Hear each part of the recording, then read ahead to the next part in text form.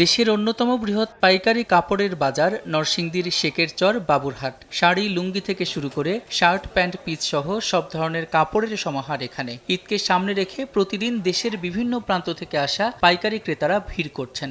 বিক্রেতারা জানিয়েছেন এবার তারা আশানুরূপ ব্যবসা করতে পারছেন। তারা জানে যে এখানে ভালো মাল পাওয়া যায় এবং কিছু কেনাকাটা লাগিয়ে ভালো আর কি দাম কম আছে, অন্য মার্কেট থেকে দাম কম। প্রোডাকশন যা হইতেছে মানে দিতে পারতেছি না, মানে মালের চাপ হয়ে গেছে। অনেক দিন ধরে বাজারে বেচাকেনি ছিল না, তো ইদারিং 3টা সপ্তাহ ভালো গেছে, এই সপ্তাহ ভালো গেছে।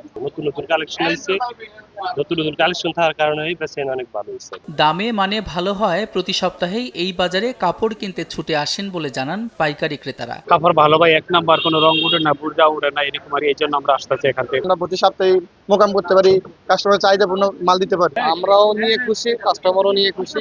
এখান থেকে আপনার রিজনেবল প্রাইসে নিতে পারি আর কি আমরা।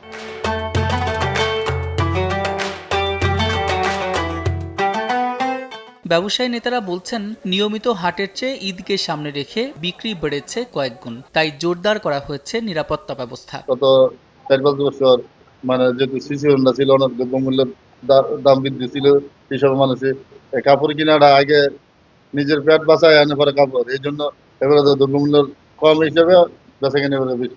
প্রতিনিয়ত এখানে একটা মহড়া করতেছি, কিছুদিন আগেও আমরা এখানে মহড়া করেছি যেন অগ্নি দুর্ঘটনা না ঘটে, যেহেতু এটা একটা এশিয়ার মধ্যে শ্রেষ্ঠ একটি এই কাপড়ের মার্কেট। আপনারা জানেন এই দুর্ঘটনা রক্ষা করার জন্য আমরা যা প্রসেসিং করার আমাদের যা নির্দেশনা সেগুলো আমরা করছি। এই বাজারে দোকানের সংখ্যা প্রায় ৬,০০০। ঈদকে ঘিরে প্রতি হাটে ৫,০০০ কোটি টাকা বেচা কেনা হচ্ছে বলে জানিয়েছে বণিক সমিতি। সময় সংবাদ, নরসিংদী।